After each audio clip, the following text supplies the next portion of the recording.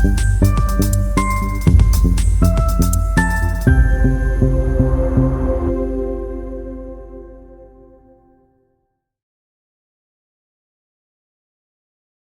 Back to लाइफिक्स students.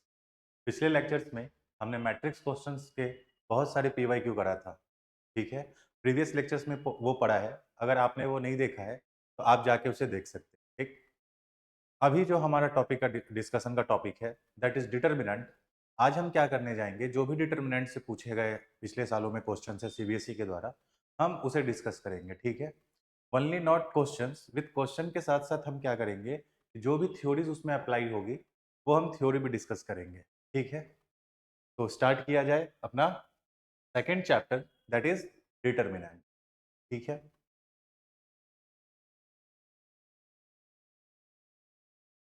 तो previous year question चालू किया जाए सीबीएसई के द्वारा। हमारा जो टॉपिक आगे बढ़ेगा वो कुछ इस तरीके से बढ़ेगा कि पहले अपन क्या करेंगे, ऑब्जेक्टिव टाइप क्वेश्चन डिस्कस करेंगे। उसके बाद हम जाएंगे वेरी शॉर्ट शॉर्ट पे, then we'll continue with long and case based. ठीक है, अब इन सभी पे जाने से पहले हमने क्या करा है, टॉपिक्स को कुछ सब टॉपिक में क्लासिफाई कर लिया है। ठीक है, wait let me change the colour of the pen.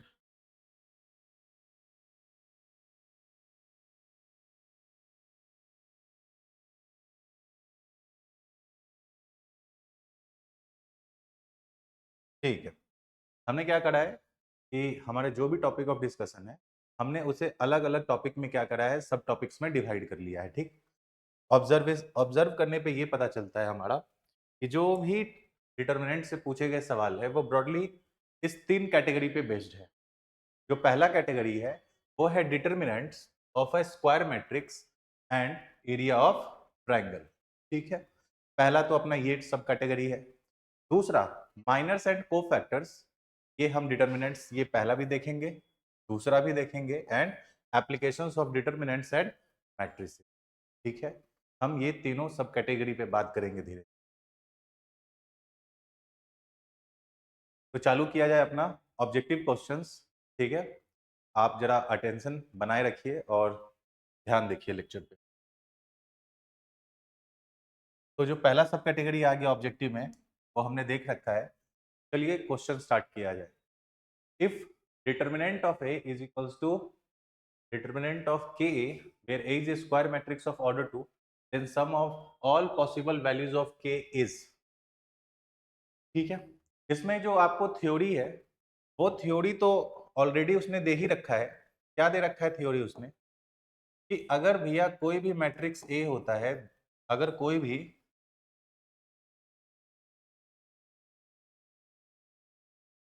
Theory में हम क्या सीखने जा रहे हैं कि अगर के ए है उसे हम क्या लिख सकते हैं, k to the power n times determinant of A, where n क्या होता है, हमारा ऑर्डर ऑफ स्क्वायर मैट्रिक्स। ठीक है, ये होता है। आपको बोला गया है कि determinant of A is equals to determinant of K times A, और ऑर्डर दे रखा है कितना भैया बताइए, 2। तो हम ऐसा लिख सकते हैं, अगर हम अपना क्वेश्चन को सॉल्व करें तो सॉल्यूशन पे अगर आया जाए तो हम लिख सकते हैं क्या, कि जो हमें गिवन है दैट इज ये अपना गिवन है, गिवन, और साथ ही साथ n की वैल्यू क्या दे रखी है हमें, 2 दे रखी है। तो पूछा है sum of all possible values of k, मतलब जब आप इसको सॉल्व करेंगे तो k की बहुत सारी वैल्यूज आएगी, और जो भी k है उनका आप जब सम करेंगे, हर एक वैल्यू का सम करेंगे तो वो सम किसके बराबर आएगी, तो हमें यही निकालना है। ठीक है भैया, ठीक है, तो एक काम किया जाए, चलो सॉल्व करते हैं, सॉल्व करेंगे। ठीक है, अब देखो ये जो अपना गिवन है that is determinant of A is equals to K A का डिटर्मिनेंट, यही दे रखा है। ठीक है, और हमें क्या पता है, इसे और बना लो इक्वेशन नंबर फर्स्ट, और ऑल्सो वी नो दैट अगर आप ये थ्योरी अप्लाई करेंगे वहां पे तो क्या आएगा, कि K A is equals to determinant of K A is equals to K to the power n times determinant of A. आप इसको बना लो इक्वेशन नंबर व्हाट, सेकंड बना लो, ठीक है। जैसे ही आप इन दोनों को कंपेयर करोगे यू विल गेट, दोनों में इक्वेशन वन में भी मॉड्यूलो डिटर्मिनेंट ऑफ के है और यहाँ पे भी डिटर्मिनेंट ऑफ के है, तो आपको लगता है कि इन दोनों में जो रेस्ट ऑफ द थिंग्स है वो आपस में इक्वेट हो जाएगी। तो ये आप क्या कर सकते हो, determinant of A is equals to, क्या लिख दोगे आप, determinant of A is equals to A to the power N times determinant of A. अब सुनो, इन दोनों को अगर इक्वल होना है, अगर इन दोनों को इक्वल होना है तो जो k to the power n है ये क्या इंप्लाई कर रहा है कि अगर k to the power n है उसे कितना होना पड़ेगा, 1 होना पड़ेगा। क्यों होना पड़ेगा 1? क्योंकि इन दोनों को जब हम इक्वल करें, इक्वल जब दोनों आ रखा है हमारे पास, तो ये दोनों इक्वल तभी होगा जब ये क्वांटिटी क्या होगी हमारे पास, 1 होगी, ठीक है। अच्छा, और n का वैल्यू क्या हमारे पास दे रखा है, n दे रखा है कितना, 2। n की वैल्यू क्या दे रखी है हमारे पास, 2 दे रखी है हमें n। अब आप क्या कर लो, आप निकालो k, स्क्वायर अगर 1 है तो k क्या होगा, +-1। तो k की हमारे पास दो value I, k is 1 and k is -1। जब आप 1 को -1 के साथ ऐड करोगे तो यू विल गेट 0, और यही तो हमसे पूछ रहा है, जो भी पॉसिबल वैल्यूज ऑफ k है आप उनका क्या बताओ, सम बताओ।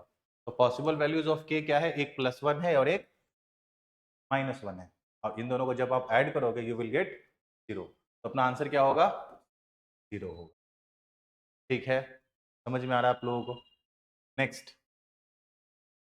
नेक्स्ट इज एक मैट्रिक्स है which is a singular matrix, sorry non singular matrix, and A belongs to A। अच्छा, देन सेट A इज, ठीक है। तो इसमें जो थ्योरी यूज होने वाला है हमारा, हम पहले उस थ्योरी के बारे में बात कर ले, ठीक, कि if A is a matrix, A अगर एक मैट्रिक्स है तो हम इस ए मैट्रिक्स को दो तरीके से क्लासिफाई कर सकते हैं। क्या क्लासिफिकेशन है सर? सबसे पहला क्लासिफिकेशन है कि या तो ये जो मैट्रिक्स ए है वो सिंगुलर हो सकता है, ठीक है, या तो नॉन सिंगुलर हो सकता है, ठीक। सर सिंगुलर नॉन सिंगुलर किसके बेस पे? जब आप किसी भी चीज का कैटेगराइजेशन करते हैं तो किसी ना किसी चीज को तो एक वो मान के चलते हैं ना, रेफरेंस चीज, इस चीज के बेसिस पे हम इसका क्लासिफिकेशन इस तरीके से कर सकते हैं। तो क्लासिफिकेशन क्या है कि जब आप ए मैट्रिक्स का डिटरमिनेंट लेंगे, ऑब्वियसली मैट्रिक्स स्क्वायर मैट्रिक्स ही होगा, क्योंकि हमने पहले भी बात कर रखा है कि किसी भी मैट्रिक्स का डिटरमिनेंट तभी पॉसिबल है जब वो एक स्क्वायर मैट्रिक्स होगा। तो ऑब्वियसली जो ए है वो एक स्क्वायर मैट्रिक्स है। तो जब आप इस मैट्रिक्स का डिटरमिनेंट लेंगे तो अगर डिटरमिनेंट ऑफ ए हमारा आ गया 0 के बराबर, तब वो जो मैट्रिक्स है वो मैट्रिक्स हो जाएगा हमारा सिंगुलर मैट्रिक्स, ठीक है। और अगर आप डिटरमिनेंट आपने लिया उस स्क्वायर मैट्रिक्स का और वो आ गया नॉन जीरो के बराबर, उस केस में जो हमारा स्क्वायर मैट्रिक्स है वो क्या कहलाएगा, ठीक है। आइए अपने सवाल पे, हमारा सॉल्यूशन पे आइए अब, ठीक है। अब जब हम सॉल्यूशन पे देख रहे हैं तो सीधा सीधा ये लिख रखा है कि ये जो एक मैट्रिक्स है that is a non singular matrix, ठीक है। तो सिंस ये जो मैट्रिक्स है, कौन सा मैट्रिक्स है, 1 2 1 2 3 1 and 3a1 is a non singular matrix, non singular matrix, non singular matrix. पहले आप एक बात समझ लीजिए, इतना लिखने का मेरा पर्पस क्या होता है कि सिर्फ ये जो आपको लिखने का तरीका है ये सिर्फ ऑब्जेक्टिव में ना काम आए। ऑब्जेक्टिव में तो खैर आप इतना नहीं लिखेंगे, रफ भी करके काम चला लेंगे, लेकिन हो सकता है यही सवाल आपसे सब्जेक्टिव में पूछ ले, उस केस में तो आपको लिखना ही पड़ेगा। और मुझे नहीं लगता है कि ये 2 मार्क्स में नहीं पूछ सकता है, बिल्कुल इसको 2 मार्क्स में ही पूछा जा सकता है ये सवाल को, ठीक है। तो अगर ये एक नॉन सिंगुलर मैट्रिक्स है, दैट मीन्स जब आप इसका डिटर्मिनेंट लेंगे 1 2 1 2 3 1 3 a 1, ये तो 0 के बराबर नहीं ही होगा। ये बात आप लोग कनेक्ट कर रहे हैं, यहां से आप रिलेट करो कि अगर ये नॉन सिंगुलर है तो ऑब्वियसली जब आप इसका डिटरमिनेंट वैल्यू लेंगे तो वो किसके बराबर आएगा, नॉन जीरो के बराबर आएगा। ठीक है, अब देखिए, अब आपको डिटरमिनेंट एक्सपैंड करना तो आता होगा। अगर आपको डिटरमिनेंट एक्सपैंड करना नहीं आता है तो जरा ध्यान देखिए, हम क्या कर सकते हैं ना, किसी भी डिटरमिनेंट को 6 तरीके से ओपन कर सकते हैं, एक्सपैंड कर सकते हैं। 6 तरीके से एक्सपैंड हो सकता है। पहला तरीका क्या है, अगर एक 3 ऑर्डर का मैट्रिक्स है तो ठीक है, आप क्या कर सकते हैं, या तो इसको रो वाइज, तो पहला रो एक वे हो गया, दूसरा रो सेकेंड वे, तीसरा रो थर्ड वे। तो ये जब आप रो के अलोंग एक्सपैंड कर रहे हैं तो 3 वेज मिला अपने पास। और चौथा, या तो आप इस कॉलम के अलोंग या इस कॉलम के अलोंग या फिर इस कॉलम के अलोंग एक्सपैंड कर दिए, तो 3 + 3 इज, जो मोस्टली बच्चे यूज करते हैं वो क्या करते हैं ना, कि ये जो रो है फर्स्ट रो, इसके अलोंग एक्सपैंड करते हैं। तो हमें भी यही करना है यहाँ पे। चाहेंगे तो हम किसी और के रिस्पेक्ट में भी कर सकते हैं, बट ये अगर तुम लोग ज्यादा रिलेट कर पाते होगे तो यहीं से एक्सपैंड किया है। क्या लिखते हैं पहले, 1 इंटू 1 का कॉलम कैंसिल, 1 का row cancel, 3 into 1 is 3 minus a into 1 is, अब यहाँ पे हम क्या डालते हैं, माइनस। क्यों? क्योंकि आपको पता होगा जो को फैक्टर जब हम साइन कन्वेंशन लेते हैं वहां पे, यहाँ पे प्लस, तो यहाँ पे क्या आता है, माइनस। तो माइनस ऑफ 2।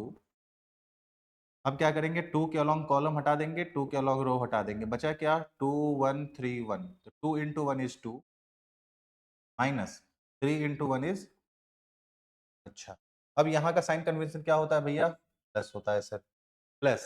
अब जब 1 लेंगे आप यहाँ पे, इंटू, ये cancel 2 3 3 a, 2 into a is 2a minus 3 3 jar 9। और ये जो है भैया वो अपना 0 के बराबर नहीं होना चाहिए। ठीक है, जब आप इसको सॉल्व करेंगे यू विल गेट 3 माइनस ए -2, और यहाँ आएगा -1, तो -1 -2 इज +2। ये क्या हो जाएगा, 1 into 2a minus 9 is 2a minus, 2a minus should not be equal to 0। अब आप यहां से क्या कैलकुलेट कर सकते हैं कि सर देखो, 3 + 5, 3 + 2 इज 5, और 5 माइनस 9 कितना हो जाएगा, -4, और minus a plus 2a is a। तो आप यहां लिख सकते a -4 should not be equal to 0। तो a जो होगा वो 4 के बराबर तो नहीं ही होना चाहिए, अगर इसे क्या बनना है, एक नॉन सिंगुलर मैट्रिक्स होना है। तो अगर a 4 के बराबर नहीं होगा तो आप इसको सेट के फॉर्म में कैसे रिप्रेजेंट कर सकते हैं, तो set a can be written as, ठीक है भैया, ऑल रियल नंबर, बस इसको छोड़ देना है, 4 को छोड़ देना, ठीक है, answer will be all real number minus, ठीक है। आ रही बातें समझ में आप लोगों को? Next,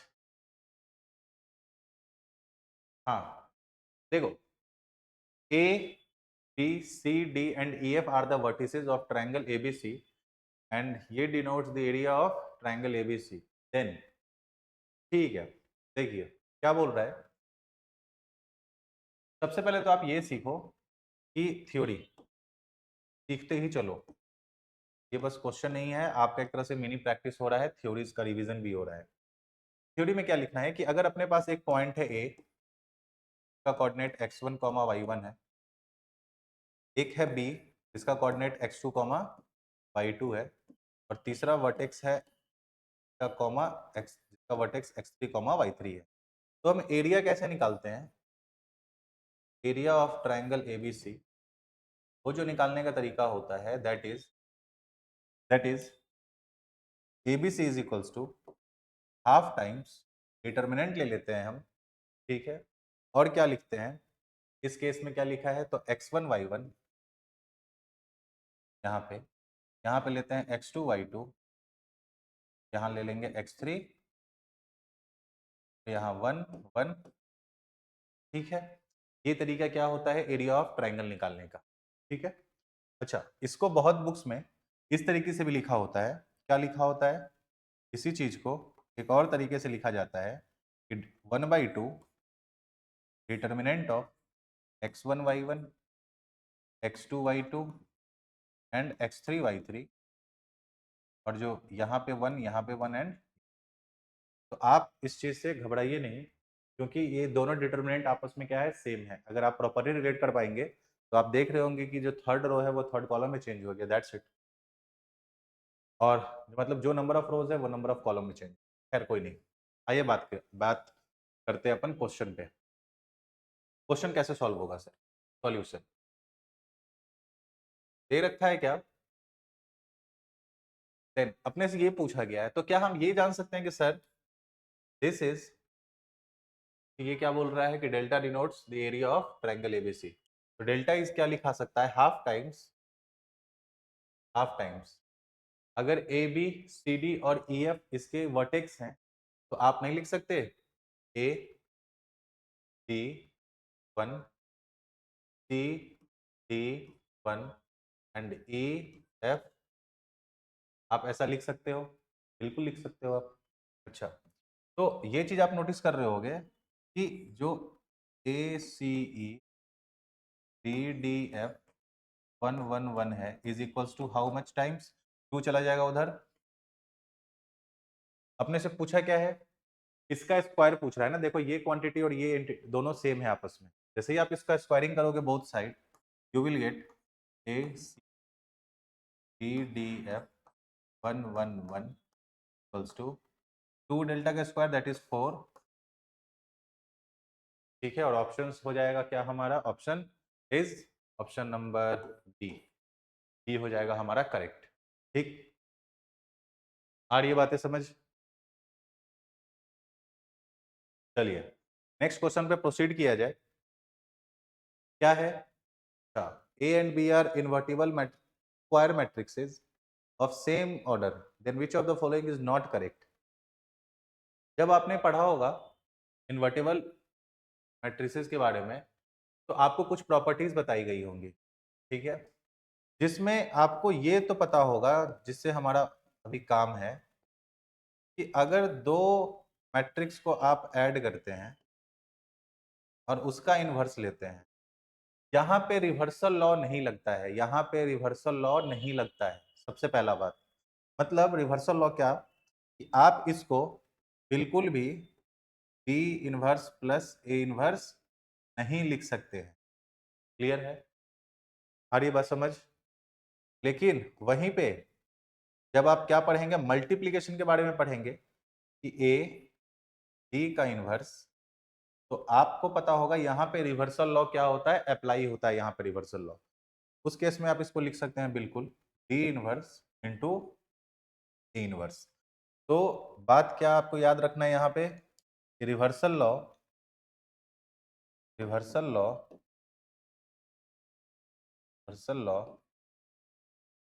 do not apply not apply in case of addition, but applies in case of what? Multiplication।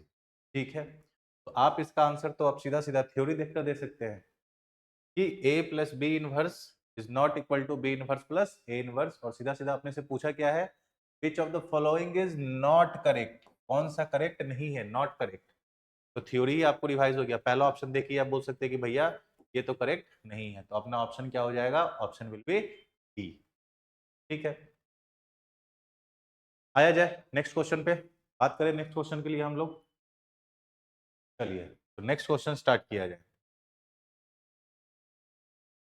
If the area of the triangle with vertices -3 0 3 0 and 0k is 9 square units, then find the values of k।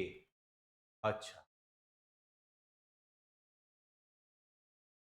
Again वही theory है। Theory आपको वापस में revise करवा दूं। क्या theory revise करेंगे आप, कि अगर ए एक वर्टेक्स है x1 y1, b एक वर्टेक्स है x2 y2, और c एक वर्टेक्स है जिसका कोऑर्डिनेट है x3 y3, तो एरिया ऑफ ट्रायंगल कैसे निकलता है?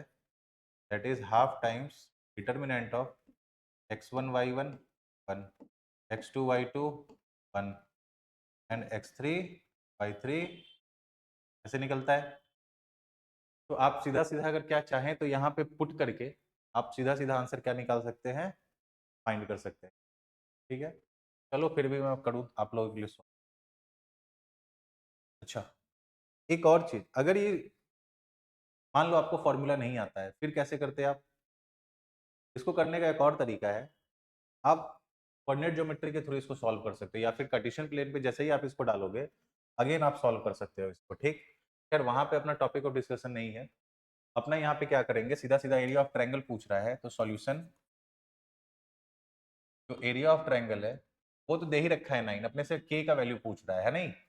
तो आप क्या कर लो, एरिया ऑफ ट्रायंगल निकालो, area of triangle BC which will be equals to half times determinant of -3 0 1 3 0 1 and 0 k। ठीक है, अच्छा, और एरिया ऑफ ट्रायंगल कितना दे रखा है हमें? 9। 9 is equals to half times determinant of, determinant को खोलिए आप, क्या क्या आएगा?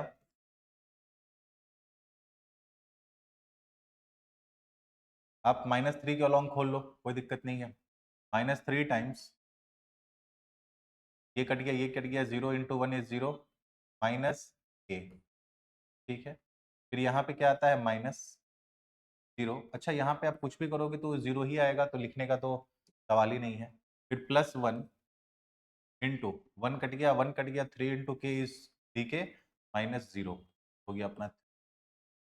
ठीक है भैया, 9 इज इक्वल्स टू 1/2, अच्छा, इंटू 3k, तो यहाँ कितना हो गया? अगेन 3, तो ये हो गया 6k। 6k से क्या हो गया? 9 is equals to 1/2 into 6k, से कट गया 3 टाइम 3 से कट गया 9 3, k इज इक्वल्स टू,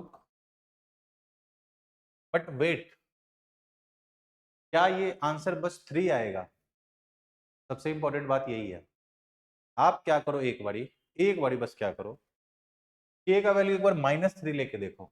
आप क्या करो, एक बारी के का वैल्यू -3 लेके देखो, क्या -3 डालने पे भी यहाँ पे क्या अपना आंसर सेम आता है कि नहीं आता है? सबसे पहला तो बात ये, मतलब 9 आ रहा है या नहीं आ रहा है, तो एक बारी चलो चेक किया जाए।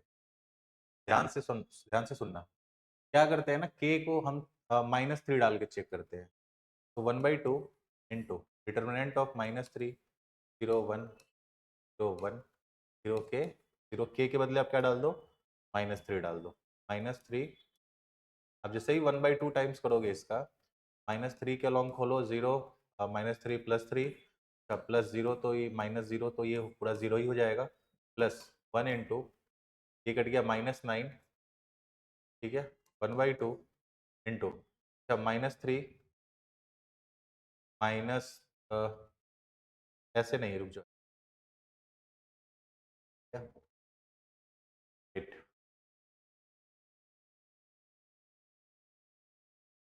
अब इसको इस तरीके से मत करो, तो आई गेस थ्योरी पढ़ाना ही पड़ेगा, पढ़ाया जाए। आप तब तक के लिए याद रखो, हम इसका सवाल का जवाब नेक्स्ट क्वेश्चन में देंगे, लेकिन खैर अगर ऑप्शन के हिसाब से चला जाए तो आंसर विल बी, एक तो 3 बता रहा है, 9 बता रहा है, और एक 6 बता रहा है, और एक क्या है, PM3। ये ऑप्शन को हटाओ और आप इसको करो +-, ठीक है, यही आंसर होना चाहिए। 3 कैसे आया ये तो समझ में आ गया। आई होप आपको आज का लेक्चर पसंद आया होगा। पढ़ते रहिए, थ्योरी रिवाइज करते रहिए। इसी के साथ हम मिलेंगे फिर अब नेक्स्ट क्लास में। तब तक के लिए बाय।